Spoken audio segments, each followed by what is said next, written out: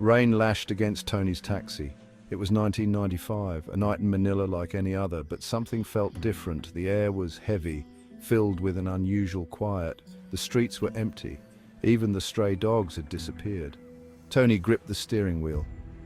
An uneasy feeling in his gut. He had been driving for hours, hoping for one last fare before calling it a night. Tony approached the old cemetery at the edge of town. The headlights flickered on the rusted gate and crumbling tombs. A shiver ran down his spine. He quickly looked away, focusing on the road ahead. He wished he hadn't looked. Cemeteries always made him feel uneasy, especially on a night like this. Suddenly, a figure emerged from the shadows near the cemetery gate. A woman, her white dress clinging to her slender frame. She was drenched, her long black hair plastered to her face. She frantically waved for him to stop. Tony hesitated.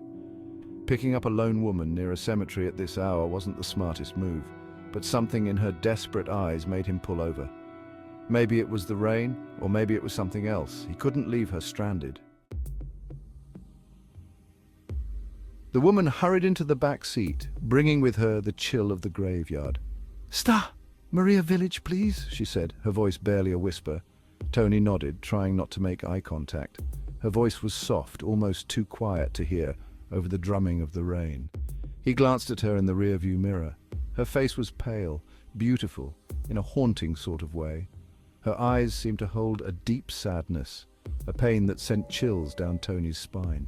He turned onto the deserted highway, the only sound the rhythmic swish of the windshield wipers.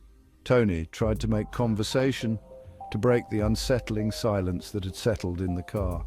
"Long night?" he asked, hoping for some kind of response. But there was nothing. The woman just stared out the window, her eyes fixed on the darkness that flew by. Tony felt a cold dread creep into his heart. This silence, her stillness, it was all wrong. He just wanted to reach the village and drop her off. The rain finally began to ease as they approached the turn-off for Maria Village. Tony sighed in relief. This ride felt like it had lasted a lifetime. He glanced at the woman in the rearview mirror, expecting her to point out her house, but the back seat was empty. Tony slammed on the brakes, his heart pounding in his chest. He spun around, searching the empty cab. The woman was gone, vanished into thin air.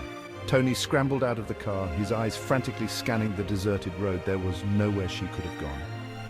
A wave of dizziness washed over him. He leaned against the car for support, his mind struggling to process what he had just witnessed. Was he imagining things? Had he been so tired that he had hallucinated the entire encounter?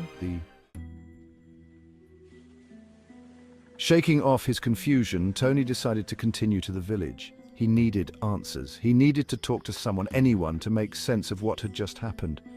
He drove slowly, his eyes searching the roadside. The village was shrouded in an eerie silence. The only sound was the wind whistling through the trees, sounding like mournful whispers. He finally spotted a small gas station bathed in the warm glow of a single fluorescent light. An old man sat outside the station, sipping coffee. Relief washed over Tony. He pulled up to the pump and rushed towards the old man, his words tumbling over each other in a torrent of fear and confusion. He told him about the woman, the cemetery, the empty back seat. The old man listened patiently, his wrinkled face etched with concern. When Tony finished, the old man took a slow sip of his coffee and let out a heavy sigh. "You picked up Maria," the old man said, his voice barely a whisper. He pointed across the road to a small wooden cross barely visible in the growing darkness. "She died on this road many years ago, a hit and run. Never caught the driver." Tony stared at the cross, his blood running cold. So it wasn't his imagination. The woman, the silence, the empty back seat, it was all real. He had encountered the ghost of Maria Village. The old man continued, his voice heavy with sadness. "They say she wanders this road looking for a ride home, looking for peace." Tony could only nod, his mind reeling from the old man's words. He looked back at the road, imagining Maria lost and searching, trapped between this world and the next. Tony left the village that night, the image of the empty back seat and the old man's words seared into his memory. He couldn't shake the feeling of icy dread that clung to him, the memory of Maria's sorrowful eyes in his rearview mirror. He never drove that road again. Some say that Maria still wanders that lonely stretch of highway, searching for a way home. And Tony's story, the story of the phantom passenger of Maria village, became a chilling legend whispered among the taxi drivers of Manila, a warning passed down through the years.